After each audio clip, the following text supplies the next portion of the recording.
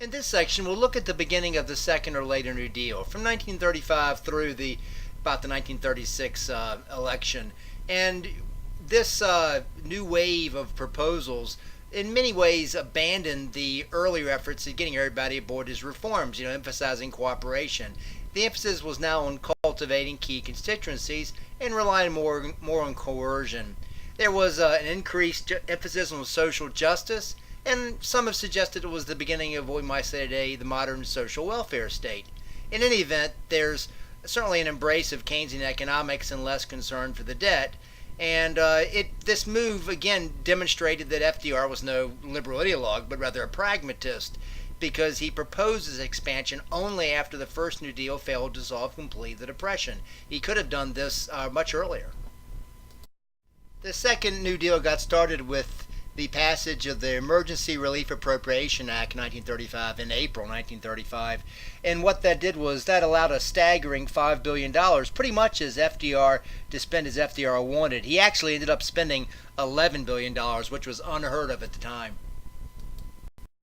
With the money from the Emergency Relief Appropriations Act, FDR created a new public works program, the Works Progress Administration, the WPA, often of course confused with the smaller PWA. He placed the WPA under the leadership of Harry Hopkins, the same free spender he'd placed the Civil Works Administration under earlier. The program lasted until 1943 and employed almost 8 million unemployed workers. It was vastly bigger than anything public works program that he'd proposed earlier. The WPA also employed more types of professions, including people like intellectuals and artists. There was the Federal Writers Project, the Federal Theater Project, the Federal Art Project. It supported music and so forth. These people needed to survive as well, and when they spent their money, it stimulated the economy as well. FDR also created the National Youth Administration, the NYA. Technically, it was part of the WPA in June 1935, and it provided part-time work to approximately 750,000 high school and college students who could earn anywhere between $5 and $30 a month. What it did was it allowed people to stay in school, otherwise they might have to drop out just to survive. In May 1935, FDR moved once again with the Rural Electrification Act, which created the Rural Electrification Administration, the REA. It was yet another federal agency to provide low-interest loans to utility companies and farmers' cooperatives to extend electrical lines. It was expensive extending them out into the distant rural areas, and so they'd get farmers together in cooperatives and then loan money to extend these lines. And it was tremendously successful. In 1935, only 10% of U.S. farms had electricity, but by 1941, 40% did. Also in May 1935, FDR created the Resettlement Administration.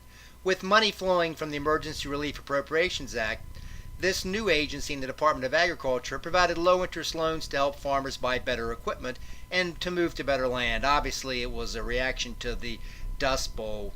There was a little money, interestingly enough, that helped urban slum dwellers move to new suburban garden cities. The program was headed by one of FDR's brain trust, Rexford Tugwell. The Soil Conservation and Domestic Allotment Act of May 1935 was also a reaction to the Dust Bowl. What it did was it paid farmers to reduce production of crops that exploited the soil. And it would educate farmers on how to use their lands without damaging them. Left unstated was the fact that the crops that were most exploitive of the soil were also the ones that were most overproduced. So by paying farmers to reduce these crops that exploited the soil, what really happened was it drove farm produce prices up. It would help the farmer, and it would do so in a way that the Supreme Court would think was constitutional. Of course, the biggest of FDR's second New Deal proposals was the famous Social Security Act of 1935, which was obviously a response to Francis Townsend and also the recommendations of a nonpartisan Committee on Economic Security that issued a report in January 1935. The Social Security Act of 1935 created a system of old age pensions, and certain groups of employees would be required to pay in every month to Social Security. The more they earned, the more they'd pay in.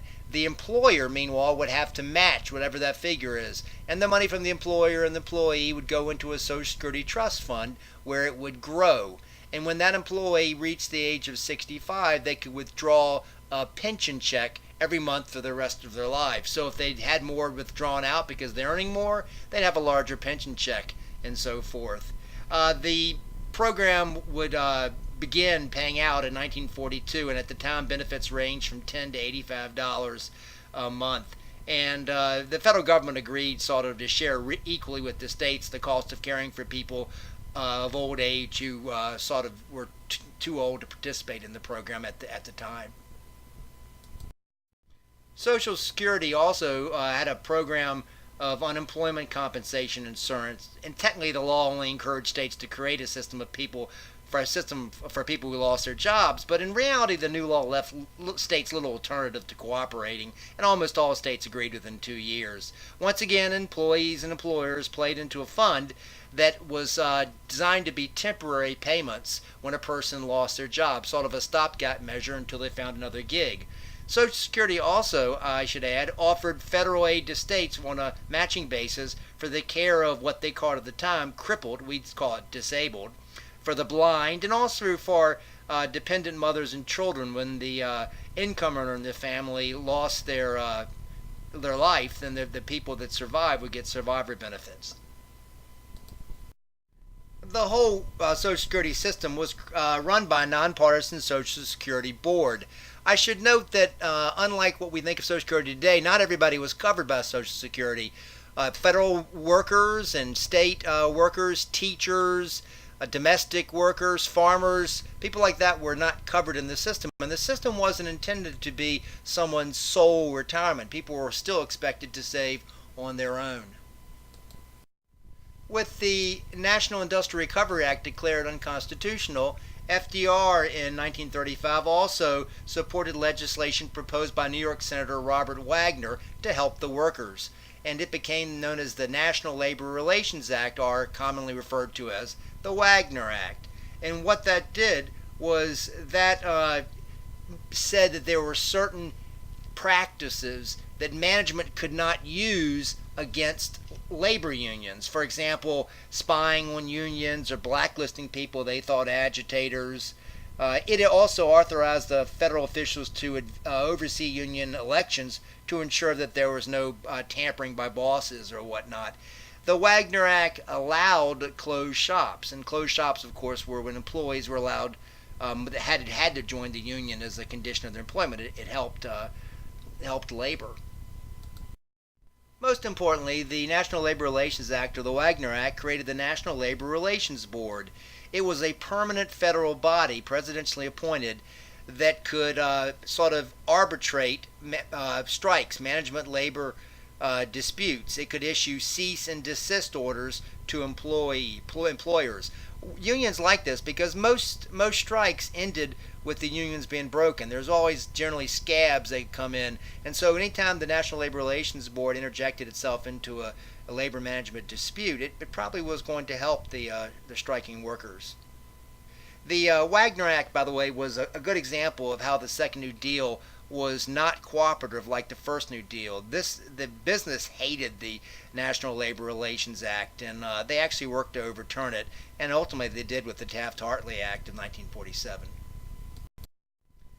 Finally, to help pay for all this new spending in the Second New Deal, FDR got passed the Revenue Act of 1935 in August.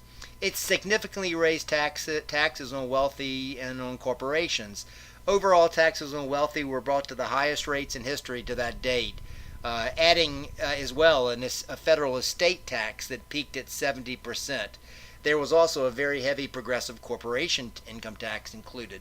This includes this section on the beginning of the Second or Later New Deal.